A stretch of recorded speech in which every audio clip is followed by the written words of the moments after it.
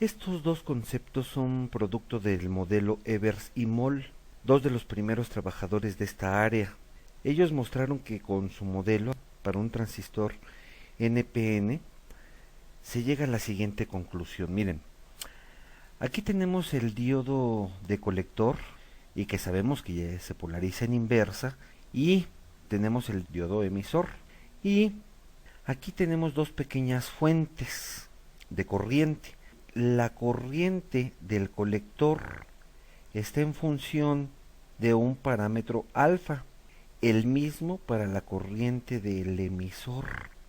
Pues con este modelo que hizo Evers y Moll, después de una serie de análisis matemáticos, llegaron a la siguiente conclusión: que la ganancia de corriente directa en un transistor es la relación que existe entre la corriente de colector y la corriente de base. Al hablar de ganancia, nosotros debemos de empezar a sospechar que este dispositivo semiconductor funciona como un amplificador, porque la ganancia en electrónica es sinónimo de amplificación. Para este caso específico, si yo tengo una corriente en la base, a la salida voy a tener esa misma corriente multiplicada por un factor, y ese factor pues se le llama factor de amplificación. En el transistor BJT-NPN se le denomina ganancia, y esa ganancia se denota por beta de corriente directa. Eso quiere decir que una corriente de base pequeña va a controlar una corriente de colector mucho más grande. Los transistores de baja potencia, generalmente menos de 1 watt, normalmente tienen una ganancia entre 100 y 300, es decir, esta beta de CD está comprendida entre 100 y 300. Y los transistores de alta potencia mayores a 1 watt normalmente tienen una ganancia entre 20 y 100. Vean ustedes que la ganancia pues no tiene unidades, porque estamos haciendo un cociente de amperes entre amperes, y eso nos da la unidad. Por lo tanto, beta no tiene una unidad de medición, simplemente es un factor, por eso se le llama ganancia de corriente de CD. En algunas hojas de especificación, los transistores habitualmente no viene la beta de CD, en su lugar se maneja como un parámetro híbrido equivalente, HFE. Así que en una hoja de transistor, si tú te encuentras esta nomenclatura, pues se refiere a beta de CD. Esta nomenclatura la vamos a explicar más adelante. Muy bien, un parámetro menos usado en los circuitos con transistores es el alfa.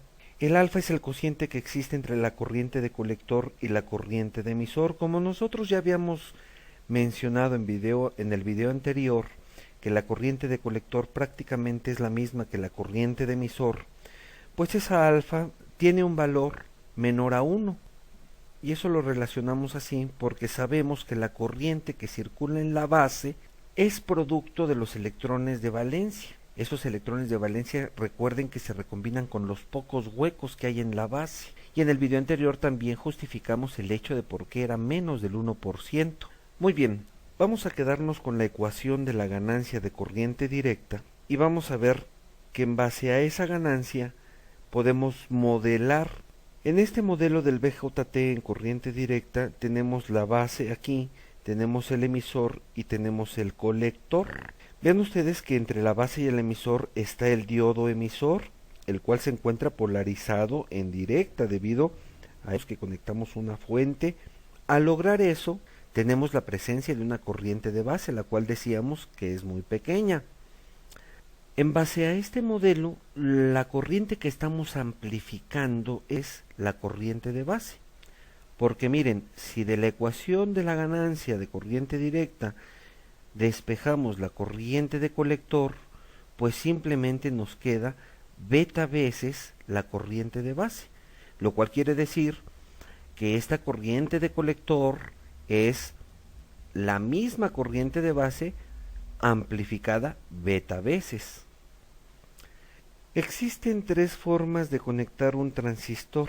Una forma es la conexión de emisor común, otra es la conexión de colector común y la otra es la conexión en base común.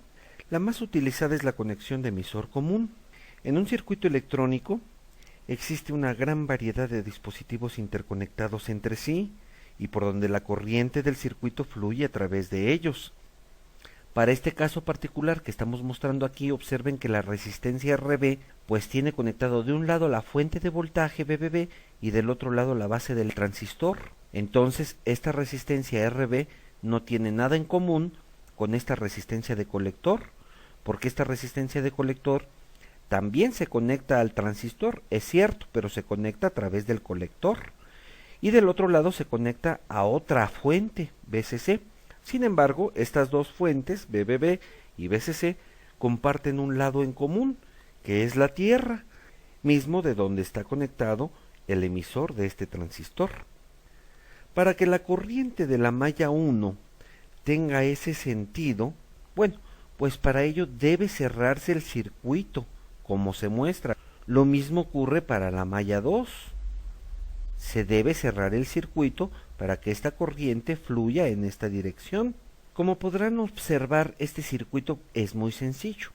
En un circuito más complejo que tenga varias mallas, será complicado esquematizar todas las mallas de esta manera, por lo que se opta a dibujar varias tierras, donde se sabe que al llegar ahí la corriente encontrará el camino adecuado para cerrar el circuito de cada malla, es decir, la corriente encuentra su camino. Por lo tanto, la primera conclusión a la que debemos llegar, el elemento común de un circuito pues es la tierra. Para este circuito en particular, pues el lado común o tierra de cada una de las fuentes de tensión está conectado al emisor del transistor. A eso obedece que a esta configuración se le denomina conexión de emisor común. Muy bien, con esta configuración es posible identificar tres corrientes de CD y tres voltajes de CD. La primera corriente es la corriente de la base, la segunda es la corriente del colector, que sabemos que fluye en esta dirección, y la tercera es la corriente de emisor. Y los tres voltajes que nos son de interés es el voltaje que existe entre la base y el emisor. Esta polarización de este voltaje se debe a la dirección de esta corriente. El otro voltaje que nos interesa es el voltaje colector-emisor. Nuevamente vean que la polarización obedece a la dirección de la corriente. Y el tercer voltaje que nos interesa es el voltaje colector-base. También obedece a la dirección de la corriente de base y a la de colector, porque recuerden que aquí tenemos un diodo polarizado en inversa. Noten ustedes que todo lo que nos interesa es lo que se encuentra alrededor del transistor. Así que anticipadamente puedo decir que lo que me va a interesar saber respecto a las curvas del transistor BJT es la curva que se genera entre la corriente de base y el voltaje base emisor, o bien la corriente de colector y el voltaje colector emisor. En otras palabras, lo que nos interesa es saber el comportamiento de los diodos que tiene el transistor internamente. Por un lado, el diodo emisor, que sabemos que se polariza en directa y en donde están presentes una corriente IB y una caída de tensión voltaje base emisor. Y por otro lado, el diodo base colector,